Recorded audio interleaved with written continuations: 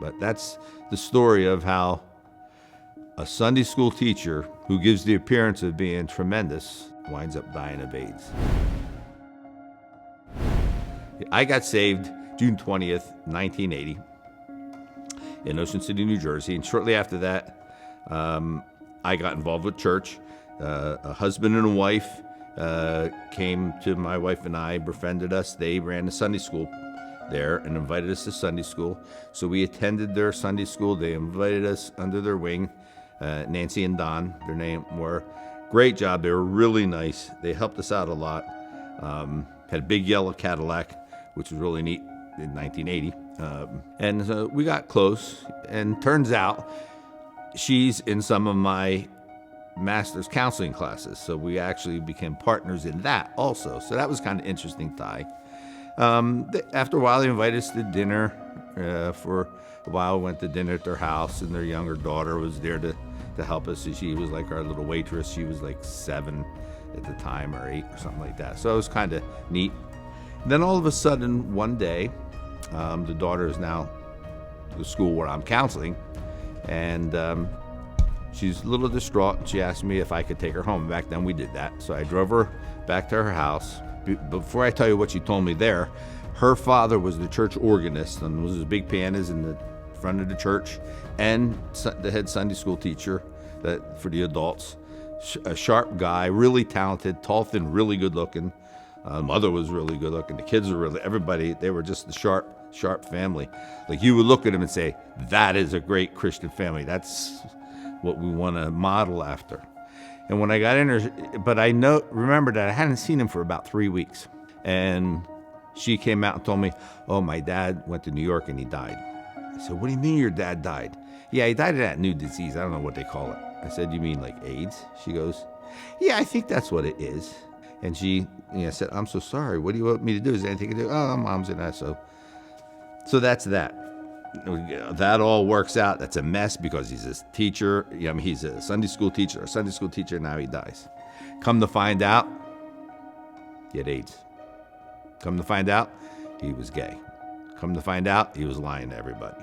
That's only the beginning of the story.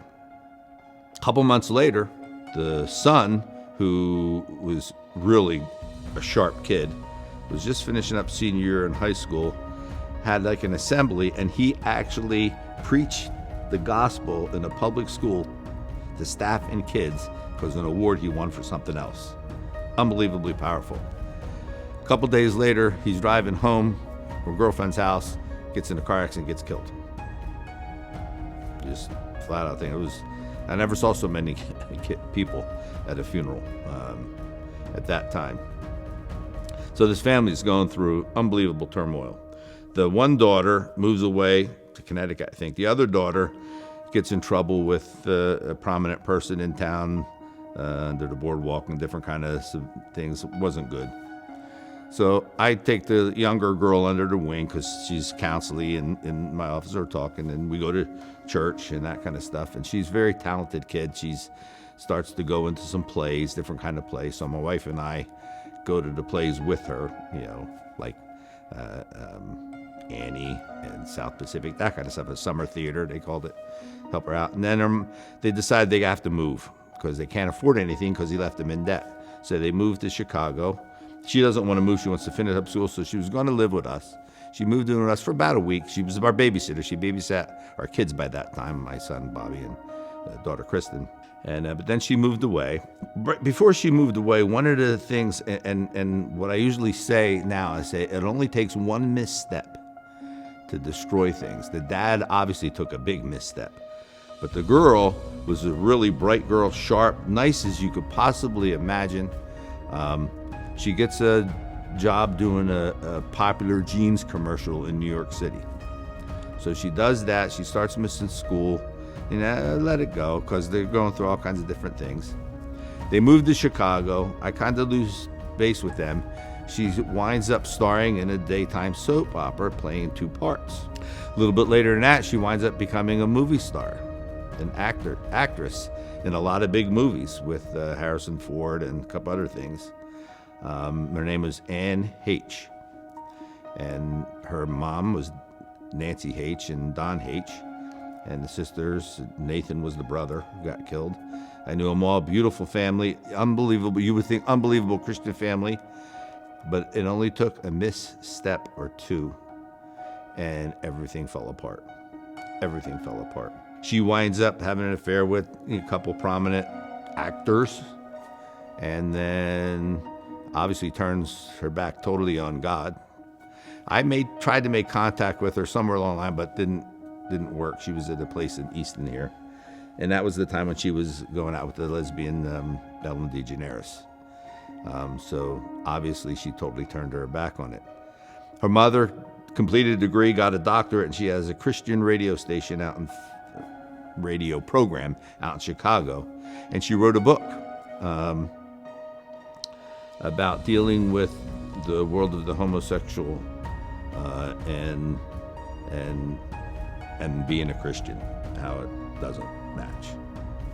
And she's taken a lot of ridicule and heat for that, but her book is really, really good. So the point is that, and the Bible is very clear, we have a tendency to judge people on the outside.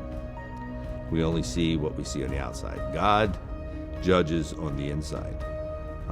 Her father, Don, took a really poor judgment, a misstep. And that misstep took the entire family down, because all of them wound up in bad shape except the mother. Well, after she worked through and car slam. Got a doctorate, and she runs a program, counseling type program. But I'll never forget Anne, as long as she was a perfect kid. I mean, it's exactly what you wanted a daughter. She was attractive, she was smart, she was good, she was a basketball manager for a while. She was talented, she could do just about anything. And you would think, man, this girl has a heart for the Lord. This woman, but all it took was one step, in my opinion, one step to do a National Gene commercial. That's all it took. Because that led to another, to another. And in 20 years, she's living the lesbian lifestyle and drugs. Her life turned out to be, in the world's eyes, tremendous to a point. But in God's eyes, she missed everything that she had right here. You can't help but think of a Judas type that was so close to God, he could touch God, talked with God, was a friend of God, but couldn't cross that threshold to get saved, to truly be saved. And sometimes I think that's where Anne was. I think Anne knew it in her head, knew it, but just could not take that step to let God be God in her life and let the other stuff, be their stuff. She wanted that, And I got to say, for 20 years, it looked like it was the good decision. It looked like, wow, she's a world-known actress, making millions of dollars. But she lost it all. And now she's probably not in a real good place.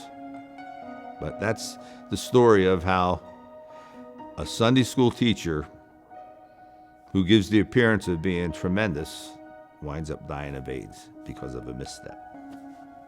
In his case, maybe a couple missteps.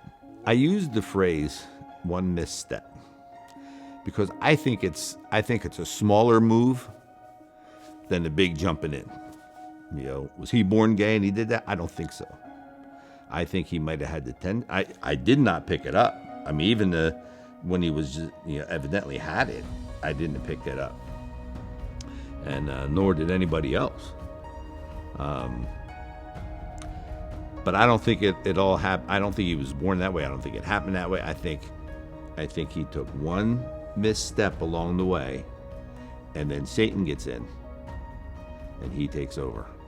And once he takes over, if you're not truly saved and you're fooling around with God and you're not really saved, you are a sitting duck when that happens, because Satan will just eat you up and chew you up. If you are saved and Satan gets involved, he can't indwell in you, but he can oppress you so much that you make a lot of bad decisions. And then God's got to take you out of that. Or God can take you out of that, I should say. So I always back up and I say this. I know there was a lot of decisions. But I think if we back it all the way up, I think there was so many of these things can start with one misstep. Because one misstep leads to two. And two leads to three. And before you know it, you're way off the road. And God's not going to be mocked. Somewhere along the line, the truth comes out. And we live in a day and a time right now where it's harder and harder and harder to discern what's going on, because everything is wrong is now right and everything that was right is now wrong. So it's really easy to confuse. It's even more important now to walk closer with the Lord, keep focused on the Lord, and be careful of one little false step. Not to belabor the point, but think of Peter. When he's out in the boat and it's getting real tossed all over the place, he sees Jesus. Lord, if you are, let me walk over there. He focuses on Jesus. He walks towards Jesus. The second he sees the stuff around him and he looks in the opposite direction, he starts sinking. But not only does he sink, he starts drifting. And that is a bad place to be, because you don't know where the drift is going to end up. But Jesus, being a loving kind person, says, reaches down and pulls him back up. But you got to be willing to not only let Jesus pull you up, but you also have to grab his hand too. Too many times they get in a situation, say, God, I can swim, God, I can take it from here. No, you can't. You take your eyes off the Lord, it doesn't take long to slide away, so to speak.